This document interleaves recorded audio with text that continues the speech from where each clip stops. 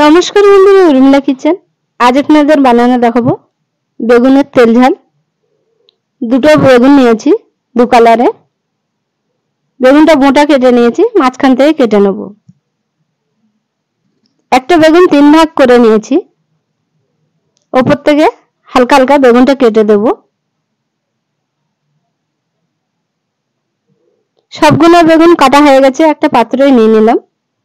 দুটো পেঁয়াজ নিয়েছি, পেঁয়াজটা কুচি কুচি করে লম্বা লম্বা কেটে নেব।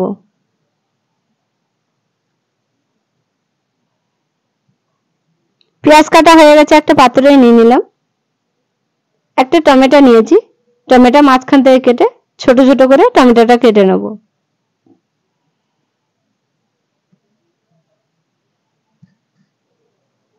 টমেটো কাটা হয়ে গেছে, একটা পাত্রে নিয়ে নিলাম।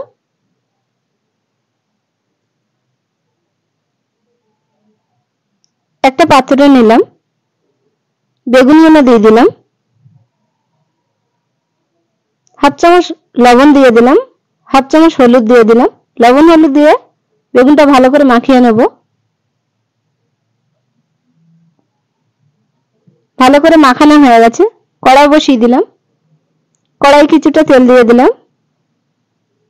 তেলটা গরম হয়ে গেছে, এক এক করে বেগুনগুলো দিয়ে দেব।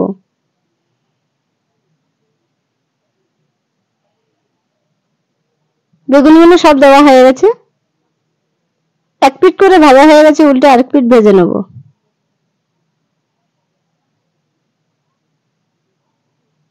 বেগুনগুলো ভাজা হয়ে গেছে, একটা পাত্রেই তুলে নিলাম।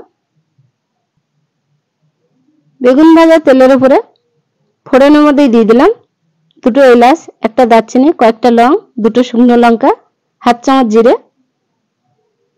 হালকা আঁচে জিরেটা ভেজে নেব। একটা পেঁয়াজ কুচি দিয়ে দিলাম। স্বাদ মতন লবণ দিয়ে দিলাম, দিয়ে হালকা আঁচে পেঁয়াজটা ভেজে নেব। এক চামচ আদা ও রসুন বাটা দিয়ে দিলাম, তার সঙ্গে সর্ষে বাটা দিয়ে দিলাম। কেটে রাখা টমেটো দিয়ে দিলাম, দিয়ে একটু নেড়ে দিলাম। হাফ চামচ মতন হলুদ দিয়ে দিলাম। এক চামচ ঝালের গুঁড়ো দিয়ে দিলাম। হাফ চামচ জিরে গুঁড়ো দিয়ে দিলাম। হাফ চামচ ধনে গুঁড়ো দিয়ে দিলাম। দিয়ে মশলাটা ভালো করে কষে নেব।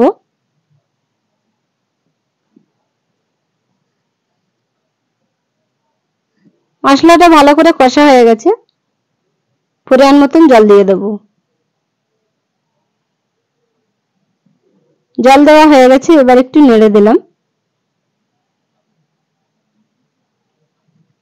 গ্রেভিটা ফুটে উঠেছে, ভেজে রাখা বেগুনগুলো দিয়ে দিলাম, দিয়ে আরেকটু নেড়ে দিলাম। বেগুনের তেল ঝাল হয়ে গেছে, হাফ চামচ গরম মশলা দিয়ে দিলাম, দিয়ে একটু নেড়ে দিলাম। বেগুনের তেল ঝাল হয়ে গেছে, একটা প্লেটে পরিবেশন করলাম। আপনাদের ভালো লাগলে কমেন্ট, শেয়ার, লাইক, সাবস্ক্রাইব করবেন। আপনারা ভালো থাকবেন, সুস্থ থাকবেন।